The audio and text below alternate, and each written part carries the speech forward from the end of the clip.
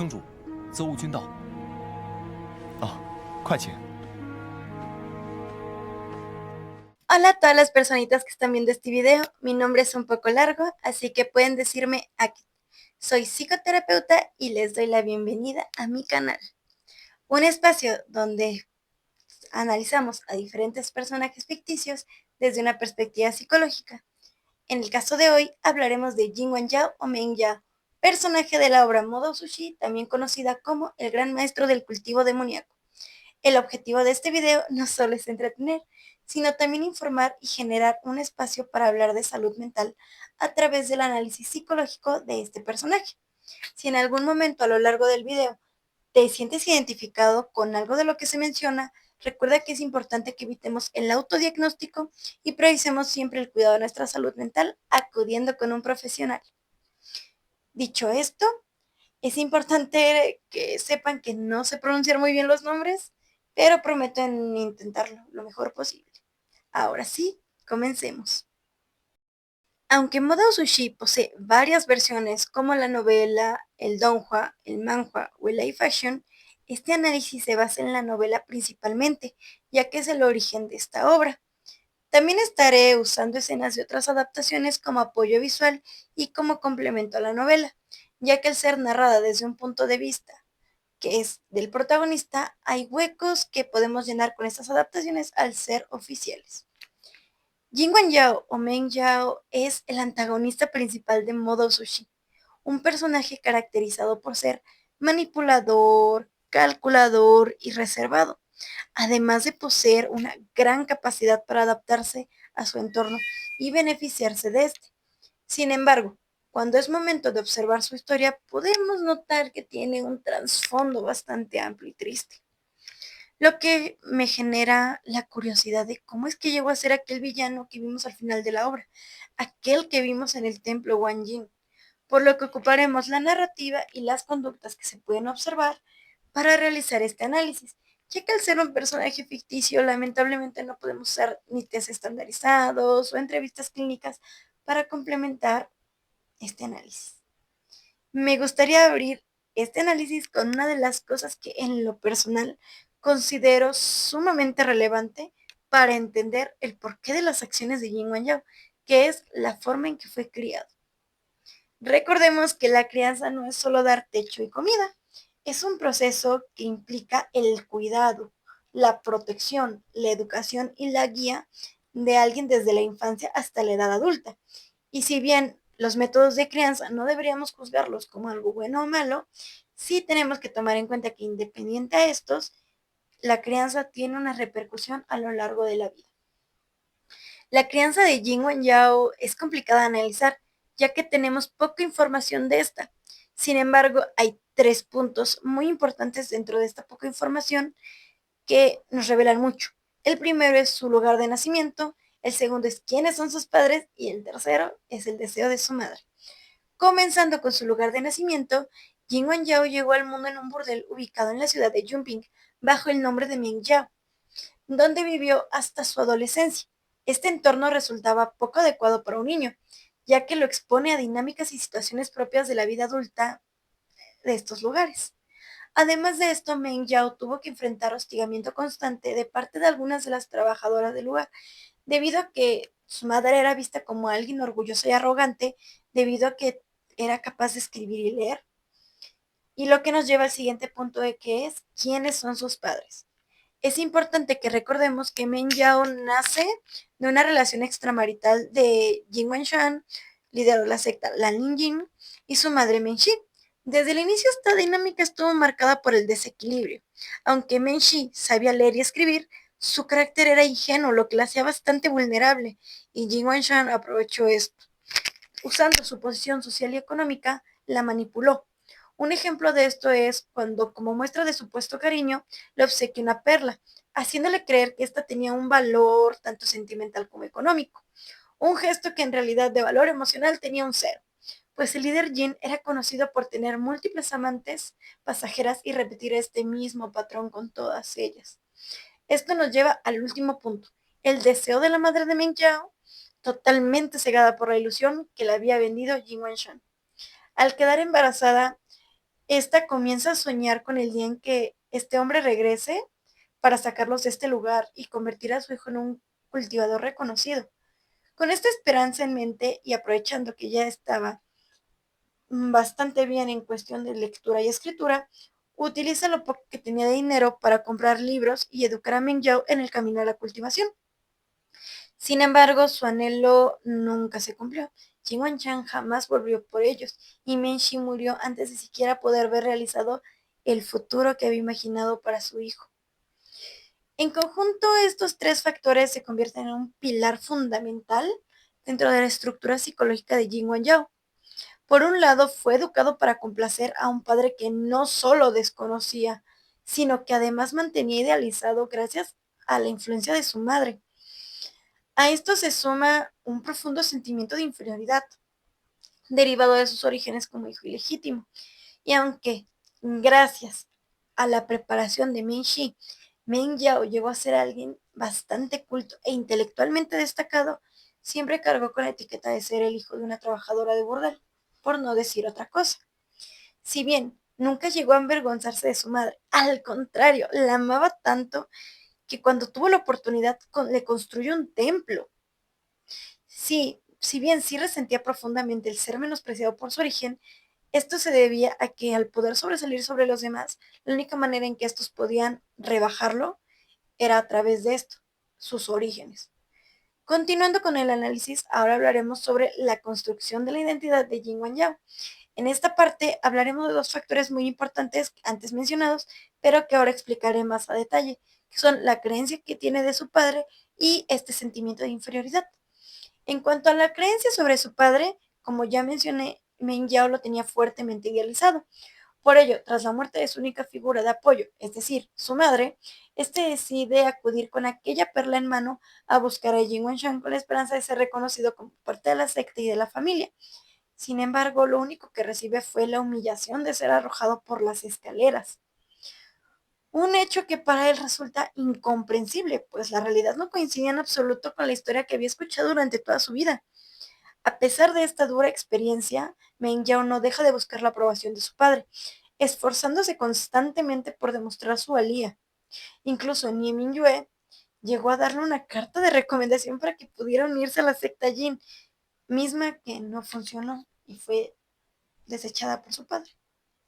Su esfuerzo fue ignorado hasta que cometió un acto decisivo, el asesinar a Wen Rohan durante la campaña para derribar al sol. Esta acción le llevó a ser aclamado por el mundo de la cultivación, y al ver este beneficio, Jin Wangyao lo acepta oficialmente como su hijo, otorgándole un nuevo nombre, pasando de ser Meng Yao a Jin Wangyao. No obstante, aquí hay un detalle que debemos mencionar.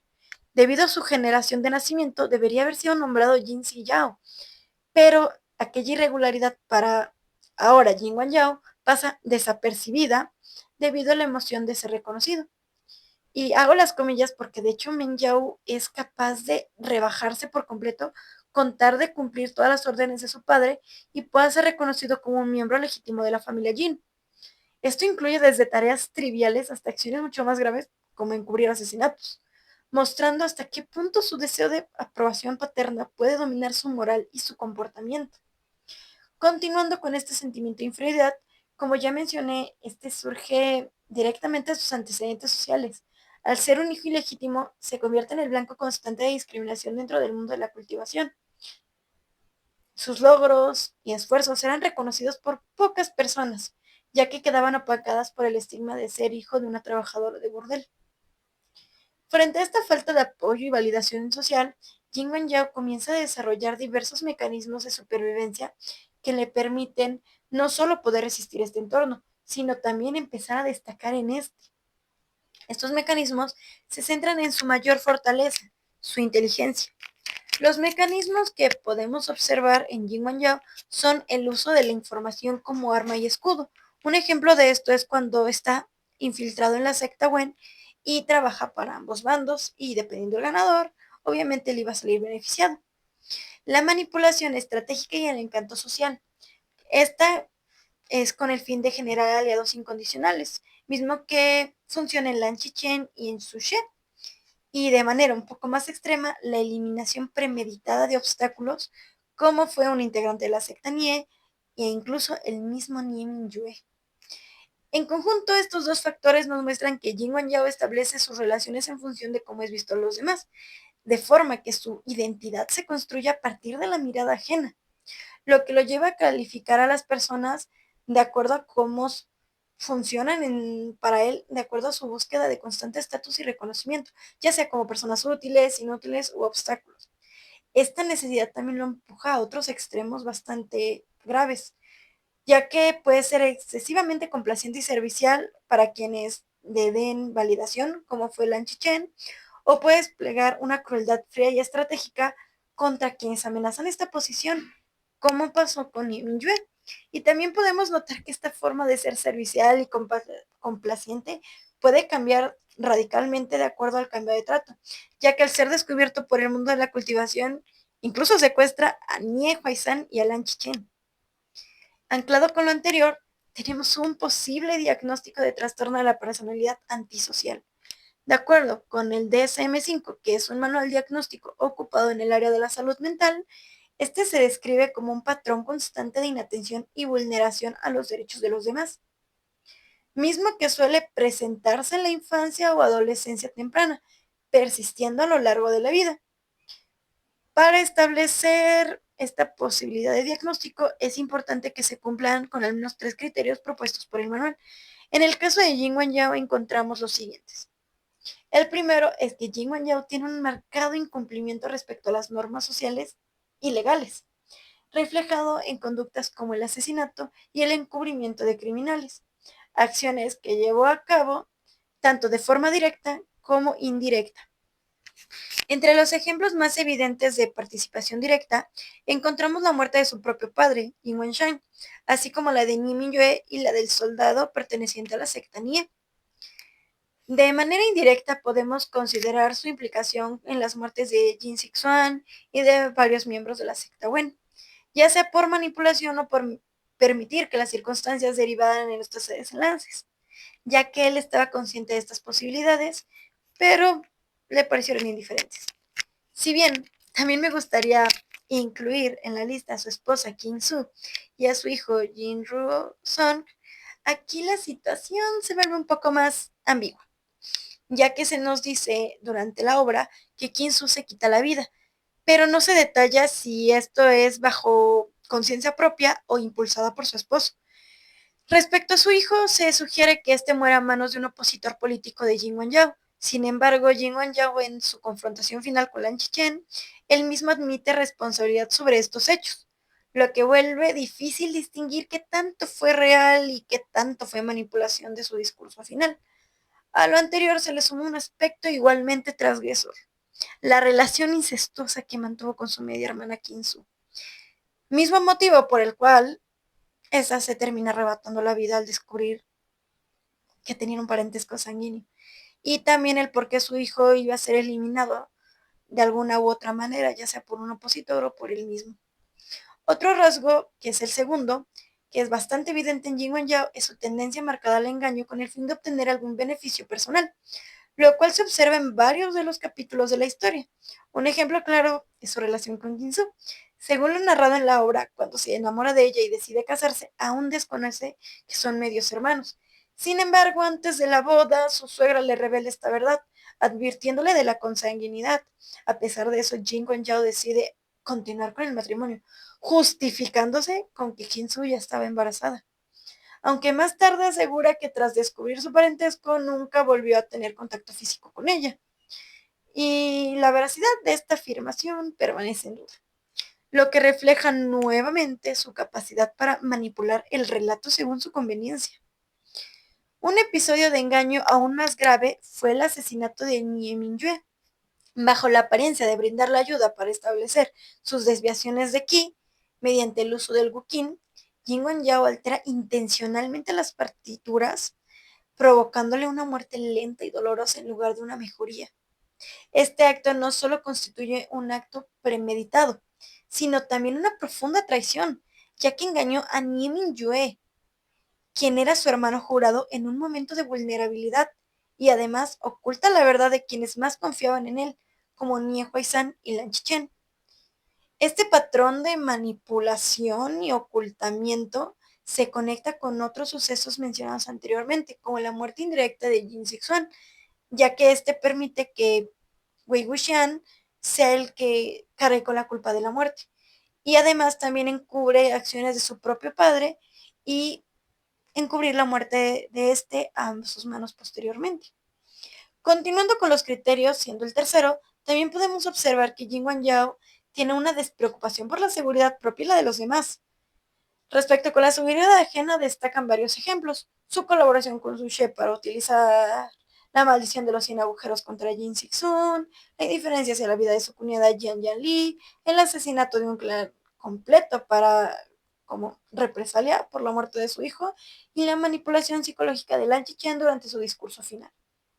En cuanto a la seguridad propia, se evidencia esto cuando intenta asesinar a Ni Mingyue, ya que al exponerse directamente él también a las notas alteradas por el Wukin, corría un riesgo físico considerable que podría haberle causado un daño.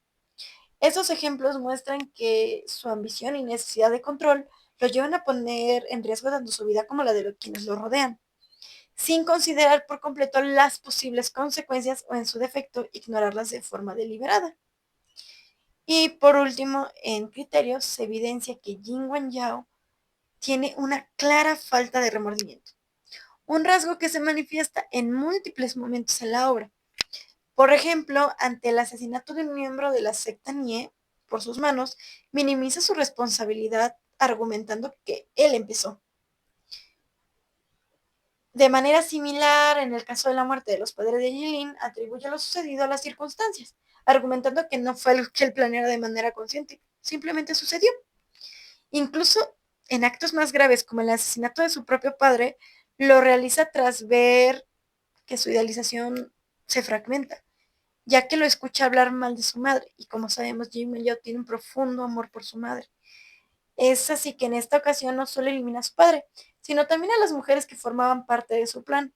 Además, justifica varias de sus acciones bajo el argumento que solo seguía órdenes de su padre, que, si bien esto es correcto, ya que su padre le ordenaba muchas cosas, esto no elimina su participación activa y consciente en dichos actos. Asimismo, en el ámbito de sus relaciones personales, su matrimonio con Kim Su, revelado posteriormente como su media hermana, también refleja esta falta de remordimiento. Jin Yao se justifica con su amor y con la idea de haber sufrido más, presentándose a él mismo como la víctima y señalando nuevamente a las circunstancias como responsables de sus actos. Todos estos ejemplos muestran que Jin Yao no siente culpa genuina por sus acciones. Aunque reconoce lo que ha hecho, siempre introduce justificaciones o peros que reducen la carga emocional que los demás quieren atribuirle. Como podemos notar, al unir la historia de vida con los criterios del trastorno, muchas de las conductas antisociales de Jin Yao comienzan en la adolescencia y se consolidan en la adultez, volviéndose cada vez más evidentes y consistentes. Esto permite considerarlo dentro de este patrón de conducta, mostrando rasgos característicos del trastorno, como la manipulación, el engaño, la despreocupación por la seguridad propia y ajena y la falta de remordimiento. Sin embargo, no podemos afirmarlo con certeza, dado que al ser un personaje ficticio, no podemos aplicar ninguna test o alguna forma de confirmar este diagnóstico para que sea de manera formal. En conclusión, Jin Yao es un personaje sumamente complejo, que nos recuerda que todas nuestras acciones tienen consecuencias. Por más que intentemos justificarlas o que nos mostremos indiferentes a estas, siempre existirán repercusiones, ya sean positivas o negativas. Además, nos enseña que sin importar los motivos que tengamos, somos responsables de las decisiones que tomamos y de cómo éstas afectan tanto nuestra vida como de las personas que nos rodean. Me gustaría hacer una nota aquí muy importante. Si bien la crianza de Menji tuvo bastante que ver en la formación de Jin Yao y en la persona en que se convirtió, y por lo que desempeña un papel crucial en este trastorno de la personalidad, es fundamental aclarar que nuestros padres no determinan por completo quiénes somos. Somos seres humanos con conciencia, racionalidad y emociones propias. Somos nosotros quienes decidimos cómo actuar y qué rumbo toma nuestra vida. No podemos atribuirle toda la responsabilidad por nuestras elecciones o por lo que nos sucede a nuestros padres. Si bien es cierto que existen factores sociales, económicos, políticos, culturales y de salud que influyen en nuestras experiencias y en la manera en que nos desarrollamos, y esto implica la toma de decisiones, al final del día nosotros somos quienes tomamos las decisiones dentro de nuestros contextos y somos responsables de nuestras consecuencias. La historia de Yin Wen Yao nos recuerda que por más que intentemos escapar de estas consecuencias, tarde o temprano, siempre nos alcanzarán. Por ello, no debemos huir de ellas, sino enfrentarlas, pues a través de la experiencia y de la aceptación de nuestras decisiones, que realmente es que podemos crecer como personas. Es cierto que enfrentar consecuencias dolorosas que nos generan tristeza, miedo e incomodidad es difícil. Sin embargo, forman parte de nuestra vida, de nuestro aprendizaje. Así como celebramos y aceptamos las consecuencias que nos traen alegría y bienestar, también debemos asumir aquellas que no, aquellas que nos desafían o nos lastiman, porque todas ellas contribuyen a quienes somos, quienes fuimos y quienes llegaremos a ser. En fin, si te gustó el video, no olvides dejar tu like, suscribirte y seguirme en mis otras redes sociales. Los enlaces los puedes encontrar en mi perfil o en la descripción de este video. En Instagram pienso interactuar más sobre los videos que estaré realizando, además de encuestas con respecto a próximos videos. Y recuerda que Jin Wen Yao alguna vez dijo, no niego mi pasado, pero no me quedaré atrapado en él. Bueno, sin más que decir por el momento, me despido y ahora sí, hasta la próxima.